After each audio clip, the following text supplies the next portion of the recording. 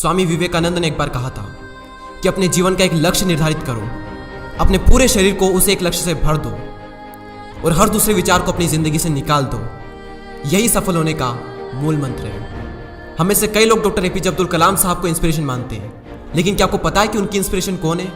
स्वामी विवेकानंद। और सिर्फ यही नहीं, बल्कि निकोला टेस्ला, सुभाष चंद्र बोस, लाल बहादुर शास्त्री और भी कई सारे से लीजेंड्स हैं जिनकी इंस्पिरेशन स्वामी विवेकानंद है। आज हम स्वामी जी के जीवन की 3 कहानियां डिस्कस करेंगे और जीवन की बहुत बड़ी सीख है इन तीनों कहानियों में। पहली कहानी, एक बार स्वामी जी को नदी पार करना था और वो नदी के पास में खड़े थे। तभी एक साधु ने आकर उनसे पूछा, क्या आप ही स्वामी विवेकानंद हो? स्वामी जी ने जवाब दिया कि जी हाँ, मैं ही स्वामी विवेकानंद हूँ। तभी साधु ने पूछा कि स्वामी जी आप यहाँ पर क्या कर रहे हो? स्वामी जी ने कहा कि मुझे नदी पार करना है और मैं नाव का इंतजार कर रहा हूँ।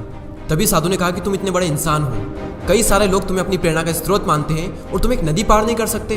देखो मैं तुम्हें नदी पार करके बताता हूँ। तभी उस साधु ने पानी पर चल करके उस नदी को पार किया और फिर से पानी पर चल करके स्वामी जी के पास लौट कर आए और बोले कि देखो मेरे पास इतनी शक्ति है, मेरे पास इतना टैलेंट है, मेरे पास इतना ज्ञान है, उसके बावजूद भी मुझे कोई नहीं जानता।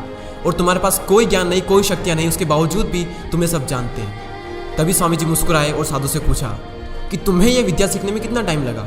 साधु ने कहा कि 15 साल।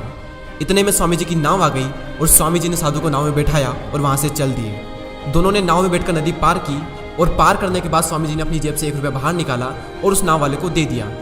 यानी कि दोनों के मिला के 50-50 पैसे यानी 1 रुपया उन्हें दे दिया।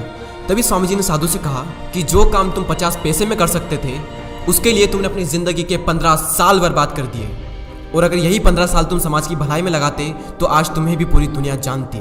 और मैंने यही किया, इसलिए मुझे पूरी दुनिया जानती है और तुम्हें कोई नहीं जानता। और स्वामी जी ने साधु से कहा कि तुम्हारी तरह कई सारे लोग ऐसी चीज़ों में अपने दिन, हफ्ते, महीने, साल लगा देते हैं जिनका उनकी ज़िंदगी में कोई मतलब नहीं निकलता। इसलिए अपने टाइम को ऐसी जगह पर लगाओ जहाँ पर उसका एक्चुअल में कोई सेंस निकले, क्योंकि टाइम से बढ़कर इस दुनिया में कोई भी इंपॉर्टेंट चीज़ नहीं है। अगर समय बर्बाद तो जिंदगी बर्बाद। दूसरी कहानी, एक बार स्वामी जी एक ब्रिज पर चल रहे थे। तभी वहाँ पर कुछ बंदर उनके पीछे पड़ जाते हैं। कोई बंदर उन पर लपक रहा, कोई उनका प्रसाद छीनने की कोशिश कर रहा, और स्वामी जी उन बंदरों से पीछे छुड़ाने के लिए वहाँ से भागने लगे। स्वामी जी भागे जा रहे थे और वो बंदर भी उनके पीछे पीछे भागने लगे। तभी एक आदमी ने स्वामी जी से कहा कि तुम डरो मत, इनका सामना करो। तुम जितना ज़्यादा इनसे डरोगे ये तुम्हें उतना ही ज़्यादा डराएंगे। तभी स्वामी जी पीछे मुड़ते हैं और आंखें निकाल कर उन बंदरों पर जोर से चीखते हैं, और तभी सारे बंदर वहाँ से दुम दबाकर भाग जाते हैं। और उन्हीं बंदरों की तरह होते हैं हमारे नेगेटिव थॉट्स, जिनसे हम डरते हैं, और जितना ज़्यादा हम इनसे डरेंगे ये हमें उतना ही ज़्यादा डराएंगे। इसलिए नेगेटिव थॉट्स और डर से डरो मत, बल्कि उनका सामना करो।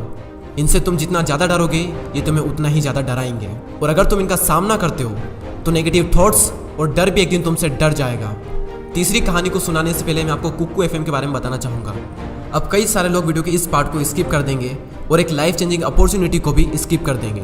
अगर आप स्वामी जी के बारे में और ज़्यादा जानना चाहते हैं या फिर उनकी बायोग्राफी को सुनना चाहते हैं तो कुक्कू एफएम पर उनकी बायोग्राफी डली हुई है, आप जाकर सुन सकते हैं। कुक्कू एफएम एक बहुत ही कमाल का प्लेटफॉर्म है जहाँ पर आपको कई सारी लाइफ चेंजिंग बुक समरीज और बायोग्राफीज मिलेगी, वो भी ऑडियो फॉर्म में। वैसे तो इसकी कॉस्ट 399 रुपीज़ पर ईयर है, लेकिन अगर आप DD20 कूपन कोड यूज़ करते हो तो आपको मिलेगा 20% का डिस्काउंट, और फिर टोटल कॉस्ट होती है 319 रुपये, और ये less than 1 rupees per day से भी कम है।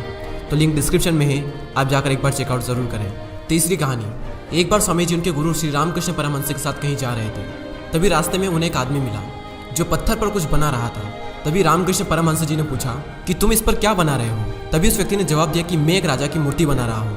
रामकृष्ण जी ने पूछा कि क्या उस राजा की तुम्हारे पास में कोई तस्वीर है? तभी उस मूर्तिकार ने कहा कि नहीं, मेरे पास उनकी कोई तस्वीर नहीं है। तभी रामकृष्ण जी बोले कि अगर तुम्हारे पास उनकी कोई तस्वीर नहीं है तो फिर तुम उनकी मूर्ति कैसे बना सकते हो? तभी उस मूर्तिकार ने जवाब दिया कि भले ही मेरे पास उनकी कोई तस्वीर नहीं है, लेकिन मेरे दिमाग में उनकी स्पष्ट तस्वीर छपी हुई है। और कुछ ही देर बाद उस मूर्तिकार ने राजा की सुंदर मूर्ति बनाई भी। और स्वामी जी ये सारा दृश्य अपनी आंखों से साफ देख रहे थे, और तभी उन्हें अपने कुछ सवालों का जवाब मिल गया कि अगर कोई भी इंसान अपनी जिंदगी में कुछ भी पाना चाहता है तो उस मुकाम की या फिर उस चीज़ की तस्वीर उसके माइंड में एकदम क्लियर होना चाहिए। तो दोस्तों उम्मीद करता हूँ कि आपको ये तीनों कहानियाँ पसंद आई होगी। इसी तरह के और भी वीडियोस को देखने के लिए सब्सक्राइब करके बेल आइकन को प्रेस करें। मैं मिलता हूँ आपसे अगली वीडियो में। जय हिंद, जय भारत।